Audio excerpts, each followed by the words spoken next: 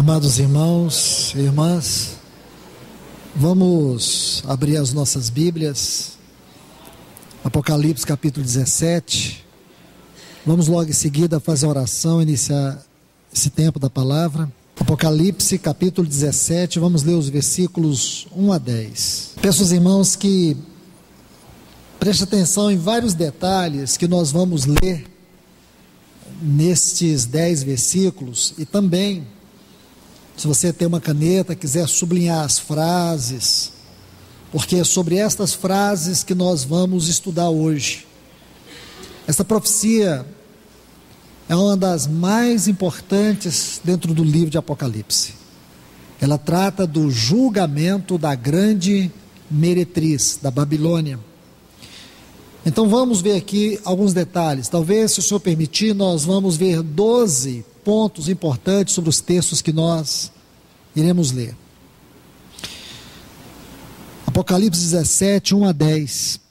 Veio dos 7 anjos que têm as 7 taças, falou comigo dizendo: vem, mostrar-te-ei o julgamento da grande meretriz que se acha sentada sobre muitas águas.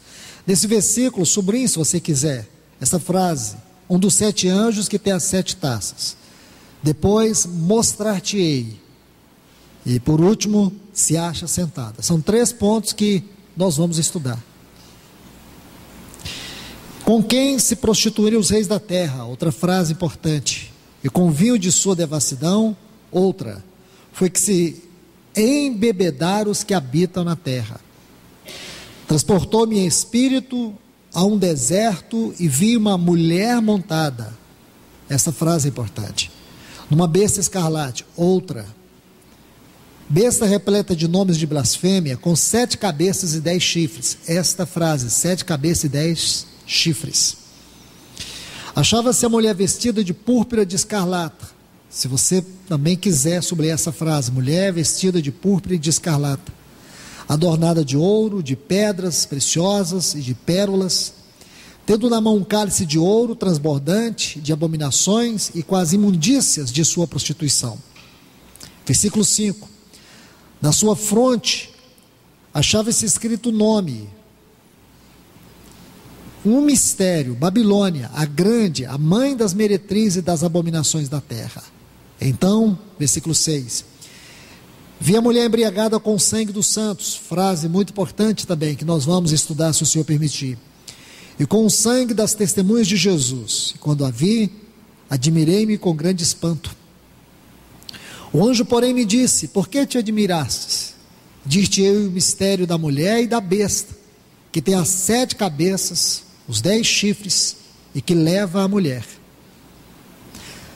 Versículo 8, a besta que viste era e não é, está para emergir do abismo e caminha para a destruição. Toda essa frase é muito importante, nós vamos estudar ela, se ainda tivermos tempo nesta noite. E aqueles que habitam sobre a terra, cujos nomes não foram escritos no livro da vida desde a fundação do mundo, se admirarão, vendo a besta que era e não é, mas aparecerá. Aqui está o sentido que tem sabedoria. Veja essa frase: as 7 cabeças são 7 montes nos quais a mulher está sentada. A gente também precisa dar uma atenção para essa frase. Versículo 10 diz: dos quais caíram 5, um existe, outro ainda não chegou, e quando chegar, tem que durar pouco. Vamos ainda até o 14. A besta que era e não é, também é ele, o 8º rei. E procede dos 7, caminha para a destruição. Os 10 chifres que viste são 10 reis, os quais ainda não receberam o reino, mas receberam autoridade, mas recebem autoridade como reis, com a besta durante 1 hora. Tem estes um só pensamento e oferecem à besta o poder e a autoridade que possuem. Pelejarão contra o cordeiro e o cordeiro os vencerá, pois é o Senhor dos senhores e o Rei dos reis. E vencerão também os chamados, eleitos e fiéis que se acham com ele. Vamos orar. Amado Deus e bendito Pai, mais uma vez nós viemos a este lugar pelo grande amor que temos ao Senhor e à tua palavra. Pedimos a ti, Senhor, que a tua misericórdia reine de maneira absoluta nesta noite. Venha até a nós, Senhor. Ilumina a nossa mente para discernirmos estas frases, tantos assuntos, que a nossa mente natural não é capaz de tocar com toda a precisão, porque somos falhos, somos incapazes, somos impotentes. Então, Senhor, vem com o teu Espírito, encabece esse tempo aqui, ó Deus, no grande nome de Jesus. Vem sobre esse reunir, vem sobre o teu povo, revela-nos, abre-nos o teu livro sagrado, este que tu tens na tua mente, este que tu mesmo, com a tua autoridade, com o teu poder, com a tua soberania, tens revelado e tens o conhecimento e a sabedoria de todas as coisas. Então, Senhor, nós te pedimos, no nome do teu sagrado Filho, fale a nós nesta noite, em nome de Jesus. Amém. Meus amados, como eu disse a vocês, esta é uma das mais importantes profecias do livro de Apocalipse. Eu quero tratar com vocês, bem pausadamente, sobre alguns pontos aqui. Claro, não vamos poder ver todos, mas aqueles que o Senhor deseja falar a nós, aqueles que o Senhor deseja abrir para nós. Repito mais uma vez, essa profecia, ela é muito especial, no sentido que, primeiro, ela mostra para nós uma linha paradoxal, daquilo que não é de Deus, daquilo que é de Deus. Aquilo que não é a edificação do Senhor, daquilo que é a edificação do Senhor. Aquilo que não glorifica o Senhor, e aquilo que glorifica o Senhor. Essa profecia é muito importante, porque ela vai mostrar para nós o juízo sobre a grande Babilônia. Já estudamos isso nas mensagens anteriores. Essa grande Babilônia é uma figura de um poder espiritual e religioso, um espírito maligno que está em completa oposição a Deus e a sua obra. Este é o primeiro ponto que eu quero que você atente. Se você observar, e nós fizemos isso já nos estudos preliminares, vendo a natureza, o caráter da Babilônia segundo a Bíblia. Agora nós temos a oportunidade, depois, vamos chamar assim, destes aspectos que podemos considerá-los como pano de fundo, de entender essa profecia tão importante. Ela é tão recheada de detalhes que nós precisamos atentar. Todos nós concordamos que o povo de Deus, desde a era da igreja primitiva, tem sofrido um grande desvio doutrinário, um grande desvio de identidade. Nós sabemos muito bem que a igreja do Senhor Jesus, ela não é uma instituição religiosa, ela não é uma organização denominacional. A igreja do Senhor Jesus, ela é um organismo vivo, constituído de pessoas, não de placas e nem de nomes. Esta igreja está debaixo do único e soberano nome, o nome do Senhor Jesus. Ele mesmo disse em Mateus capítulo 18, versículo 20, onde estiver dois ou três reunidos em meu nome, ali eu estarei presente. O que o Senhor está buscando na sua igreja, de maneira especial, é um povo que se coloque debaixo do encabeçamento do seu nome. O que o Senhor está buscando, antes da volta do seu filho, é um povo, onde o seu filho tenha centralidade. O que Deus anela encontrar neste presente momento que nós estamos vivendo, É um povo onde a sua palavra tem centralidade, onde o seu filho tem centralidade, onde o seu espírito tem liberdade, é onde Deus é adorado como Deus e não como coisa, e não como apenas um item de religião. É isso que Deus anela encontrar nos nossos dias. O segundo ponto que eu quero que vocês observem na leitura desses textos é que, de maneira mais estrita, Babilônia, aqui nestes textos, é descrito como a degradação, a perversão e a corrupção do cristianismo ao longo da história. Se você estudar a história da igreja, começando desde a igreja de Atos, passando pelo primeiro século e assim sucessivamente, você vai ver quantos desvios, quanta corrupção, quanta perversão a igreja passou. E hoje, quando olhamos seriamente, através da palavra de Deus, especialmente dos capítulos 1 a 3 de Apocalipse, nós temos ali as últimas palavras do Senhor à sua igreja. Estas palavras, ou por que não dizer, estes 3 capítulos, deveriam ser lidos por nós de joelhos no chão. Nós deveríamos, nesses 3 capítulos de Apocalipse, com o nosso rosto em terra. Capítulo 1, irmãos, é a mais gloriosa revelação da pessoa ressurreta do nosso Senhor. Quando João vê no capítulo 1, ele vê que os seus cabelos são brancos, como a lã, como a neve. Seus olhos são como chamas de fogo. O seu rosto é como o sol que brilha com toda a sua força. Seus pés é como o bronze polido. As suas vestimentas é como de um grande sumo sacerdote. E João diz que a sua voz é como o barulho das muitas águas.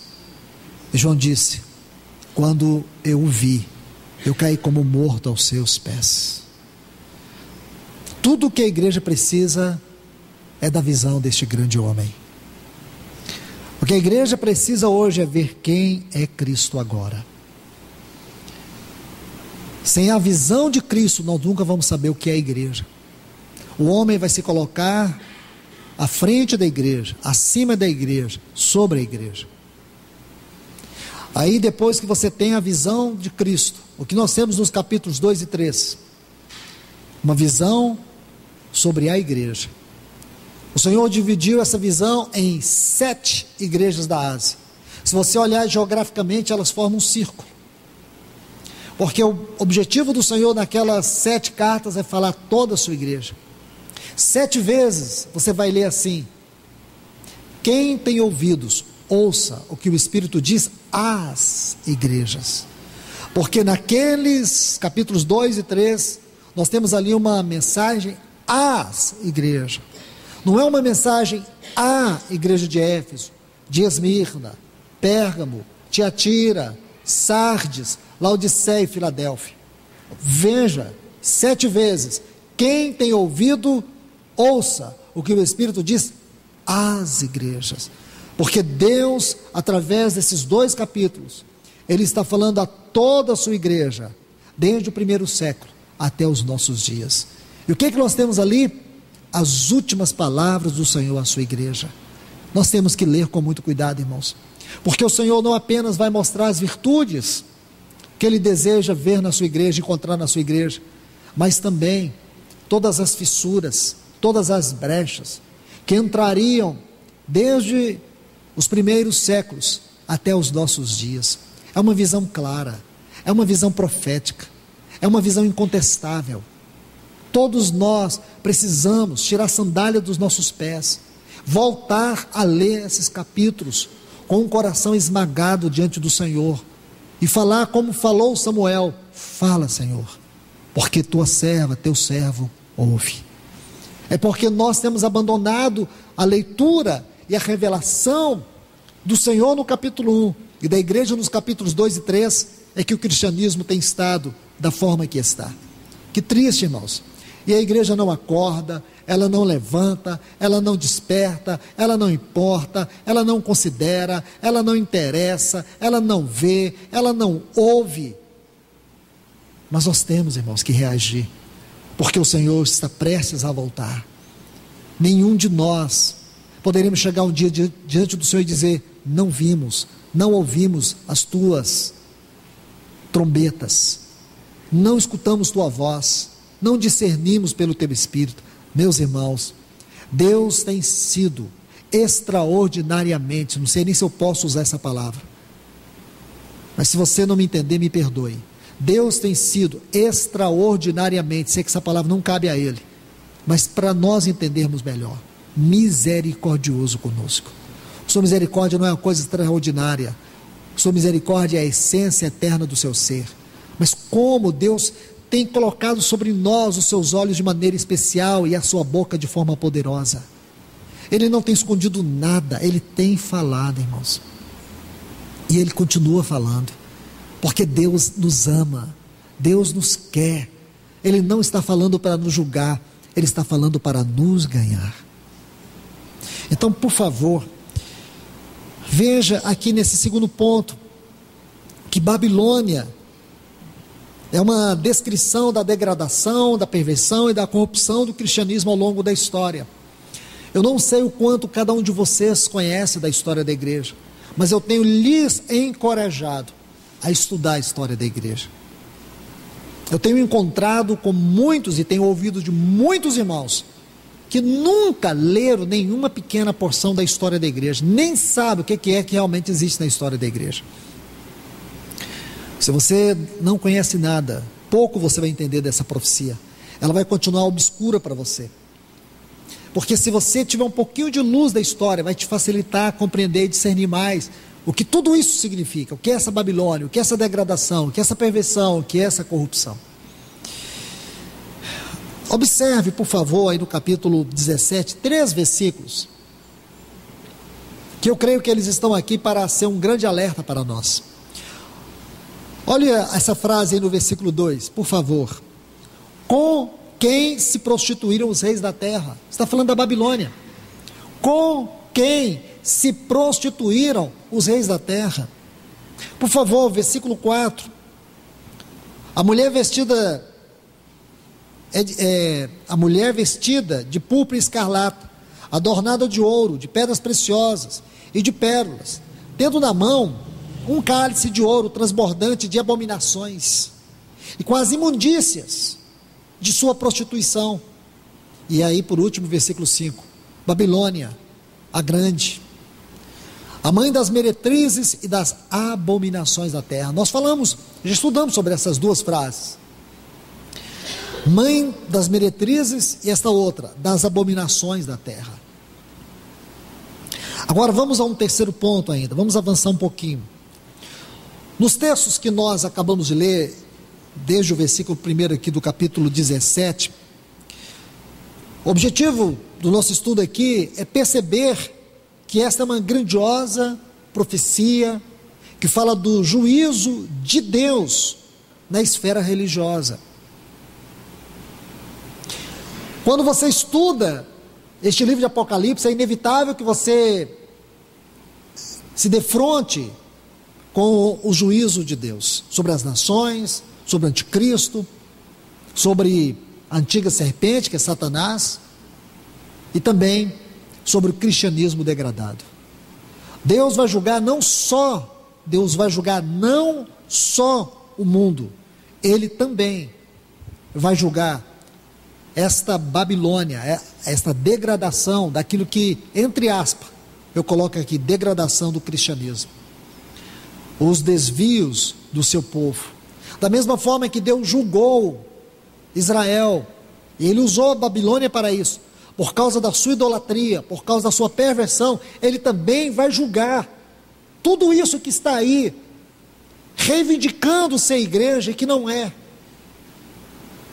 E não vale boas intenções diante de Deus, não vale dizer que não sabia, porque o Espírito Santo está falando Olhe bem o que diz os versículos, os capítulos 2 e 3. Quem tem ouvidos, ouça o que o Espírito diz às igrejas. O Espírito Santo não tem calado a sua voz. Ele está falando. E o objetivo dele é falar aos nossos ouvidos para abrir os nossos olhos. Abrir os nossos olhos. Então veja, aqui nós vemos numa profecia o juízo de Deus na esfera religiosa.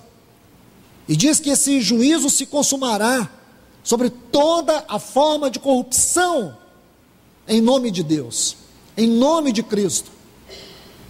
Tudo aquilo que é reivindicado ser obra do Espírito e não é. Tudo aquilo que é engano, tudo aquilo que é dissimulação, tudo isto, Deus vai julgar. Deus vai condenar. E como a igreja tem caminhado para isso, irmãos? Infelizmente, eu falo dessa igreja com I minúsculo, porque essa igreja com I maiúsculo, ela está sendo despertada nesses últimos tempos.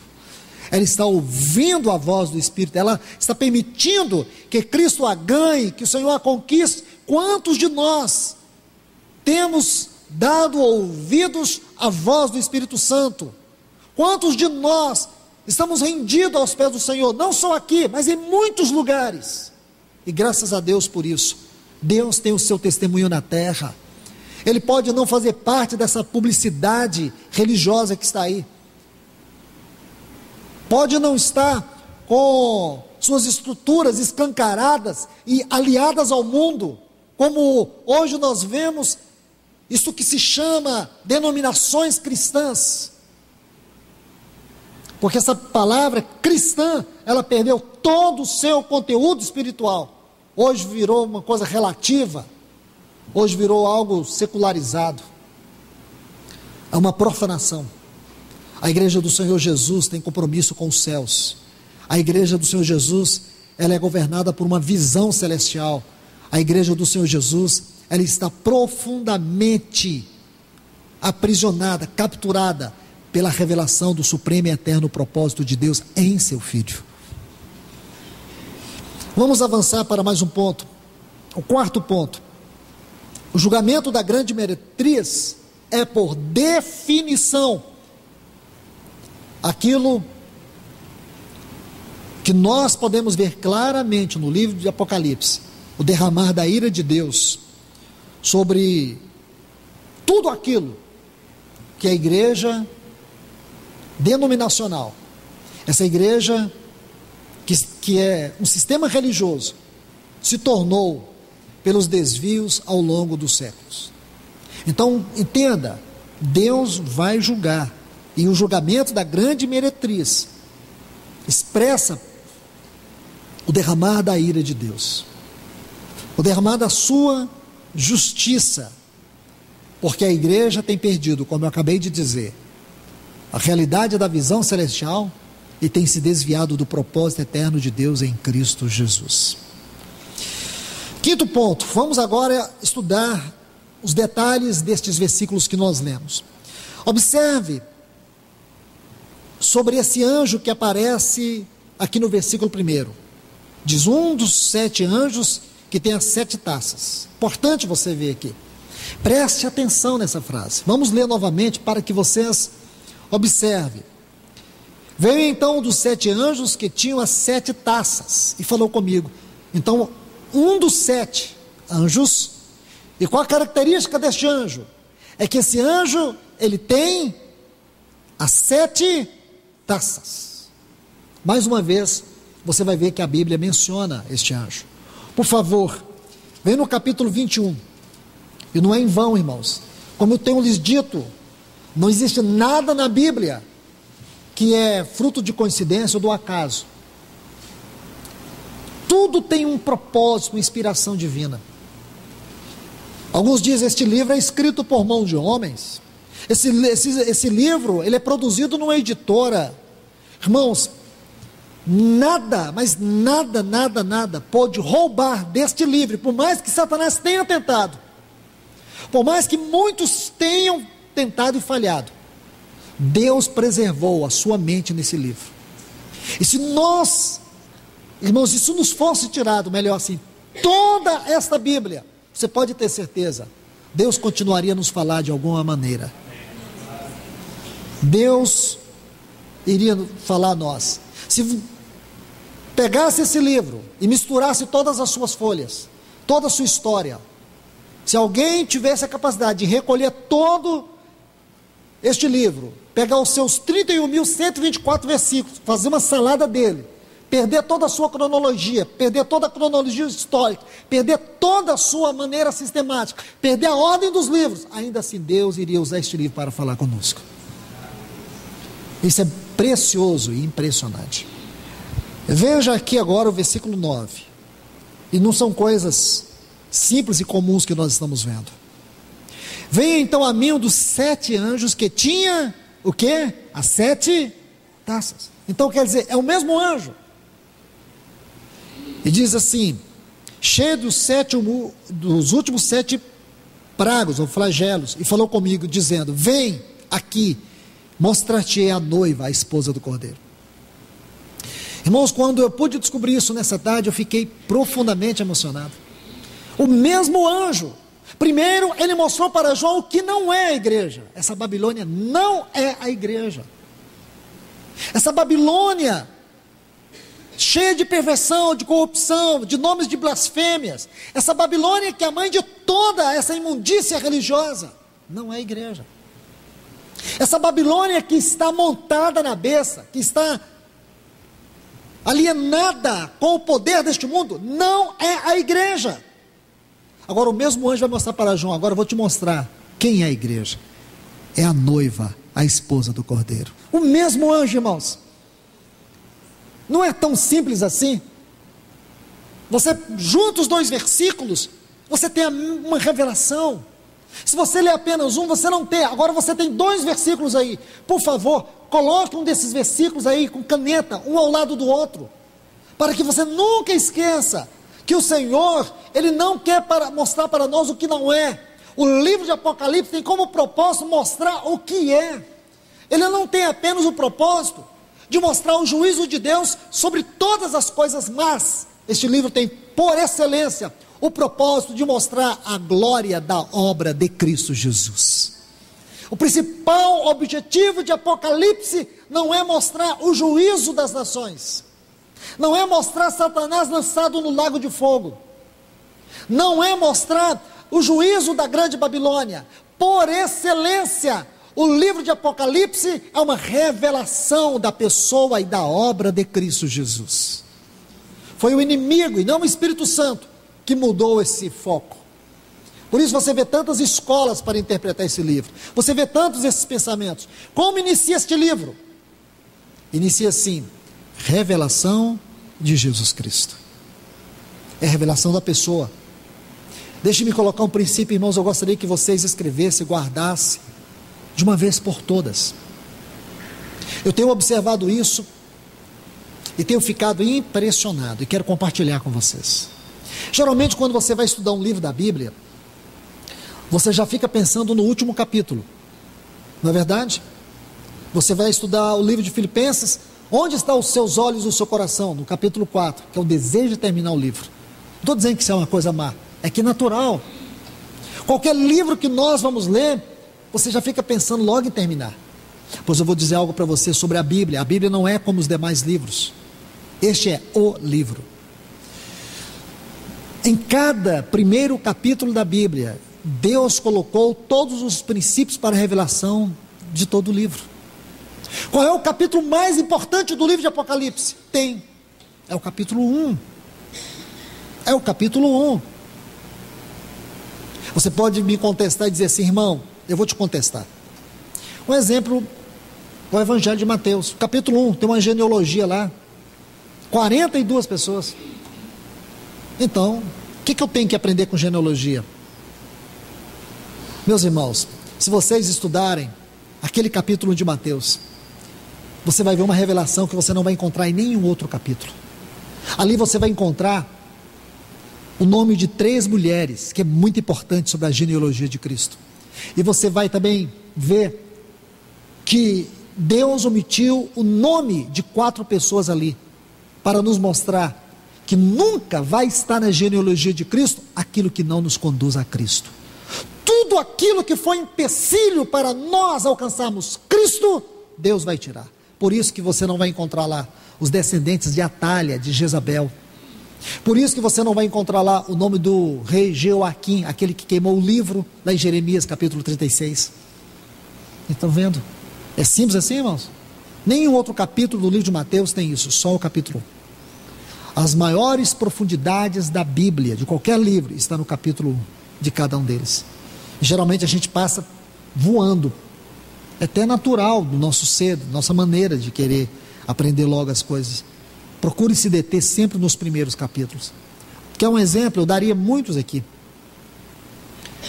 Se você pega versículo 9 de 1 Coríntios 1, fiel é Deus, o qual fosse chamados à comunhão do seu Filho. Que texto, irmãos? Esse texto ele revela uma das maiores, extraordinárias grandezas da bênção que nós temos em Cristo pela graça. É que nós não fomos chamados para o perdão, mas nós temos o perdão no sangue de Cristo Jesus. Nós não fomos chamados para habitar o céu, nós vamos reinar com Cristo. Mas esse texto vai dizer que a nossa salvação tem um ponto muito mais elevado do que tudo que você pode imaginar. É que nós somos chamados para a comunhão eterna que o Filho de Deus sempre viveu eternamente. Nós somos chamados para esta comunhão. O foco mais elevado, o ponto mais alto da nossa salvação, não é nem reinar com Cristo, é participar da comunhão juntamente com Cristo em Deus. É pequeno, irmãos? Não. Não. Aleluias pelo perdão dos pecados, aleluia porque nós vamos reinar com Cristo, aleluias e glórias e milhões de glórias, porque um dia nós vamos entrar numa esfera de realidade de comunhão, onde o Filho de Deus viveu, Ele, o Pai e o Espírito, sozinhos, sem nada em ninguém, aquela comunhão eterna. Um dia nós vamos habitar também, porque quando você começa estudando a Bíblia, por toda a Bíblia, você vai ver justamente isso, a trindade divina. Mas como termina o livro de Apocalipse? Agora tem um outro homem, é o novo homem da nova criação. Agora não é mais a trindade na eternidade futura, agora tem a igreja. Agora não são 3, são 4. Nós, este novo homem que vai constituir esta glória eterna de comunhão. Que preciosidade é isso, irmãos? Onde está isso? Capítulo 1. E o que trata lá em 1 Coríntios? Divisão. Uma igreja matura. Procure quantas vezes você vai encontrar a frase lá, entre vós. Paulo vai dizer, entre vós tem divisões, entre vós tem irmão um contra o outro, entre vós tem imoralidade. Essa frase aí, entre vós, em 1 Coríntios, descreve para nós a natureza e a espiritualidade daqueles coríntios. Mas Paulo colocou uma chave para você entender a mente de Deus nesse livro. É que nós não fomos chamados para divisão, para separação, para contendas, para corrupção. Nós somos chamados para a comunhão do Filho eterno de Deus. Então, onde você vai ver isso? Capítulo 1. Aqui em Apocalipse, da mesma forma, irmãos. Quando abre esse livro, é uma revelação de Jesus Cristo. Vamos avançar. 6º ponto. Tem uma frase muito significativa em Apocalipse, que nós vemos aqui no versículo 1. Mostrar-te-ei. Está vendo aí? Capítulo 17, versículo 1. Que nós já lemos e eu pedi para vocês sublinhar, se possível for, essa frase. Mostrar-te-ei. Se você examiná-la à luz do livro de Apocalipse, essa frase ocorre 8 vezes. 8 vezes. Quer anotar? Vamos lá. Capítulo 1, versículo 1. Capítulo 4, versículo 1. Capítulo 17, versículo 1. Então, capítulo 1, versículo 1. Capítulo 4, versículo 1. Capítulo 17, versículo 1. Depois, capítulo 21 e o versículo 9. Depois, versículo 10. E por último, no capítulo 22, 3 ocorrências. Versículo 1, o versículo 6 e o versículo 8. Então, 8 vezes você vai encontrar essa frase, mostrar-te-ei. O exame mais cuidadoso desta frase, segundo o texto original, enfatiza sempre, isto é, indica a revelação divina de verdades por meio da visão. Então, todas as vezes que Deus mostrou para João, foi através de uma visão. E o que João viu? Verdades da mente de Deus. João viu as verdades segundo a mente de Deus. Quando você lê, mostrar-te-ei, o que João está tendo? Uma visão das verdades divina. E se você observar cuidadosamente, 4 vezes vai dizer que ele se achava em espírito no livro de Apocalipse. Isso também é importante, porque nenhuma visão é a parte do Espírito Santo. O Espírito Santo deseja nos mostrar, deseja nos revelar. O que tem impedido, irmãos, a revelação da visão, ou a visão da revelação, é porque o nosso coração, a nossa mente, está em muitas coisas que não é o propósito de Deus. Porque nós estamos perdendo o propósito de Deus. 2 coisas desapareceram da vida de muitos cristãos: visão e revelação. Então é muito importante esta palavra aqui, ou esta frase aqui, mostrar-te-ei. Agora, vamos para uma frase, esse é o 7º ponto, quando diz assim, que se acha sentada. Está vendo aí? Versículo 3, a mulher montada numa besta escarlate. E também você vê que se acha sentada, porque essa palavra aqui, sentada, indica domínio e controle. Essa mulher aqui, ela representa religião degradada e blasfema que tem dominado as nações, o mundo. A besta é uma referência ao anticristo, que é constituído também, tanto da religião, mas do poder político. E tudo configura, tudo caminha para ele. E outro detalhe importante, porque você vê aqui uma besta escarlate. Essa palavra escarlate, aqui neste contexto, nós vamos precisar buscar um outro texto, que vai colocar luz nesta palavra para nos ajudar na interpretação. Porque o sangue de Jesus é um sangue carmesim. E essa palavra aqui, escarlate, nós sabemos que em alguns aspectos, referindo ao céu, tem um sentido positivo. Porém aqui não. Nós vamos buscar um texto que está lá em Isaías capítulo 1, versículo 18. Quando o Senhor fala sobre os nossos pecados, ainda que ele seja vermelho como a escarlate, o Senhor diz que vai nos tornar branco como a neve. Então o que significa essa cor aqui? É uma referência ao pecado, segundo o texto que nós lemos em Isaías 1,18, ouvimos aqui em Isaías 1,18, e o contexto do capítulo 17. Então quando você junta aqui essa mulher, que é uma figura da degradação religiosa, da degradação do cristianismo, você adiciona isso, some-se isto, esta besta, que lá no capítulo 13, versículo 1, ela vem também das águas, da agitação das águas. Da mesma forma esta mulher, agitação das águas fala da agitação das pessoas, convulsão social, e é tudo isso que o mundo está hoje. O mundo é uma perfeita plataforma para o anticristo, e caminha para que seus últimos pilares sejam colocados. Nós vemos hoje uma convulsão social em todos os aspectos, econômico, político, social, moral, energético, espiritual, e tudo isso é para que o anticristo tenha o seu governo nessa terra. Ele não vai fazer isso a parte dessa mulher. Nós sabemos, irmãos, que essa mulher, como disse, a grande meretriz, e tem as meretrizes e as abominações da terra. Eu sei que o que eu vou falar aqui é muito sério e até comprometedor, mas irmãos, a quem nós temos que temer? O catolicismo atual que é uma verdadeira abominação e sempre foi. E vou dizer algo para vocês. O que existe de pastores, de cristãos envolvidos com o catolicismo hoje, com a chamada unidade cristã. Acabei de chegar de uma viagem com um irmão, nós viajamos aproximadamente 12 horas juntos. Ele saiu desse movimento. Está circulando um vídeo onde o Papa faz um apelo para a unidade das religiões. Eu tenho esse vídeo, se alguém se interessar. Recebi de um irmão um vídeo onde ele lê uma carta para todas as religiões do mundo.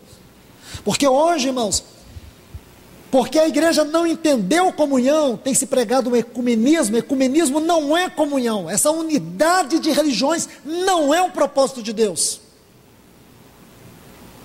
E o catolicismo hoje, porque perdeu suas próprias forças, tornou-se uma religião política, como está descrita neste capítulo. E é a grande força religiosa do mundo, o catolicismo, aliado ao islamismo. Porém, o catolicismo tem um poder que nenhuma outra religião tem: o poder político. O poder de influenciar as mais poderosas nações do mundo, tanto na Europa como também na América Central. E nenhuma religião do mundo tem. O Papa atual, e você sabe que o Vaticano é um país dentro de um país, tem suas leis, tem a sua soberania e a sua independência. O Papa, esse atual, foi o primeiro a discursar no parlamento americano. Foi recebido como chefe de Estado. E tem muita gente dizendo que esse Papa é de Deus. Ele não é de Deus. Não sei o quanto eu estou ofendendo vocês, mas ele não é de Deus. Ele tem compromisso com as trevas, ele tem compromisso com o inferno, ele tem compromisso com Satanás, ele tem compromisso com o anticristo. Uma caravana de pastores da Argentina foram visitá-lo. E tem gente muito conhecida nesse meio, aqui no Brasil também. Por isso que eu disse para vocês, comprometedor o que eu estou falando. Eu acabei de conversar com um irmão que era desse movimento e um dos principais. Gente famosa, aqui em Goiânia tem comunidades aqui, pregando isso. Ainda ontem, eu fui interpelado se eu tinha conhecimento disso. É claro que tenho. Comunidade, onde pessoas que caminharam aqui reúnem. Estão lá, pregando essa unidade com os católicos. E sabe um dos argumentos que eles usam? Tem falhas também no meio dos cristãos. Então quer dizer, se tem falha no meio dos cristãos, tem falha no meio dos católicos. Mas olha, irmãos, por mais que haja pecados entre nós, falhas entre nós, erros de maneira geral, você não vê uma idolatria exacerbada como no catolicismo. Você ainda vê que profetas se levantam para condenar o pecado, coisa que não tem dentro do catolicismo. O catolicismo é uma artimanha satânica. Desculpe-me, irmãos, se aqui eu estou ofendendo alguém, mas não tem como ficar aqui com rodeios lendo esse capítulo. Ou então, vamos contar a historinha do Chapeuzinho Vermelho e da Branca de Neve desse capítulo. Se vocês acharem que tem outra alternativa, então, irmãos, vão ouvir outra pessoa. Este capítulo é sério. Aqui existem questões sérias. Fala de uma nação que está edificada sobre 7 colunas. Que nação é essa? Roma. É edificada sobre 7 montes. Eu vou ainda dar o nome desses montes aqui para vocês. É muito clara essa profecia. Sabe o que o anjo falou para João? Não fique espantado, porque eu vou te falar quem é essa mulher. Não estou dizendo que essa mulher, de maneira integral, representa só o catolicismo, mas o catolicismo é uma peça-chave para nós entendermos essa profecia, porque tudo começou com eles, desde a queda, a reforma e a degradação atual. Depois nós vemos o que? Antigamente nós só víamos até a reforma uma meretriz. Depois da reforma, sabe o que aconteceu? Muitas meretrizes e muitas abominações. Mas independente disso, esse mesmo anjo disse: João, olhe, tem a noiva, tem a esposa do Cordeiro. Graças a Deus, irmãos, foi o mesmo anjo. Ele mostrou que existe Babilônia, existem as meretrizes, existem as abominações, porém, existe também a noiva, a esposa do Cordeiro. Aleluias por isso, irmãos. Então vamos olhar com seriedade, porque não temos que ficar em cima de muro, irmãos. Eu não estou aqui pregando contra os irmãos que estão mesmo dentro de denominação. Eu não tenho nada com denominação, eu tenho com os irmãos e sei que dentro dessas denominações, e possivelmente também dentro do catolicismo, há muitas pessoas convertidas. São os nossos irmãos, sim, só o Senhor os conhece. E eu não estou pregando contra os irmãos, eu não estou pregando contra as pessoas, eu estou falando de um sistema que é maligno. Não são as pessoas que são malignas, agora os seus cabeças, esses sim, na sua grande maioria, têm sido instrumentos do diabo. Não tem uma instituição aonde mais se tem acusações contra pedofilia e outras coisas gravíssimas como essa religião.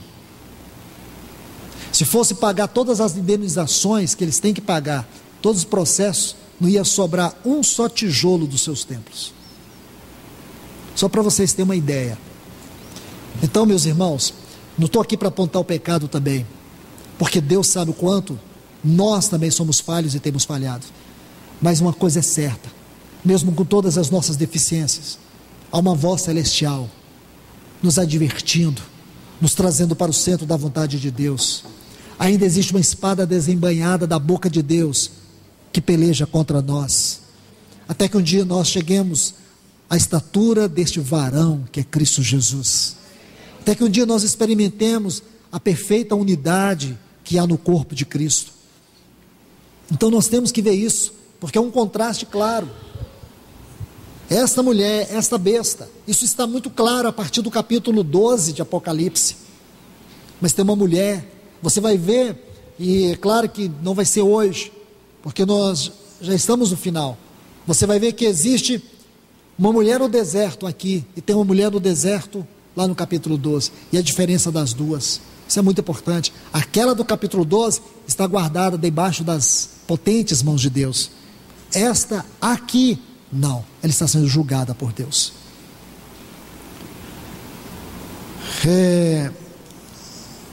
Ponto 8 aqui, só para a gente encerrar. Diz assim, que prostituíram. Esta mulher, ela se prostituiu com os reis da terra. Esta palavra aqui, ela ocorre 5 vezes em Apocalipse. Capítulo 2, versículo 14, isso é muito importante. Este ponto que eu estou colocando aqui, da quantidade de vezes que essa palavra aparece em Apocalipse, é revelador, é significativo. Então diz que esta mulher, ela se prostituiu com os reis da terra. Veja que diz assim: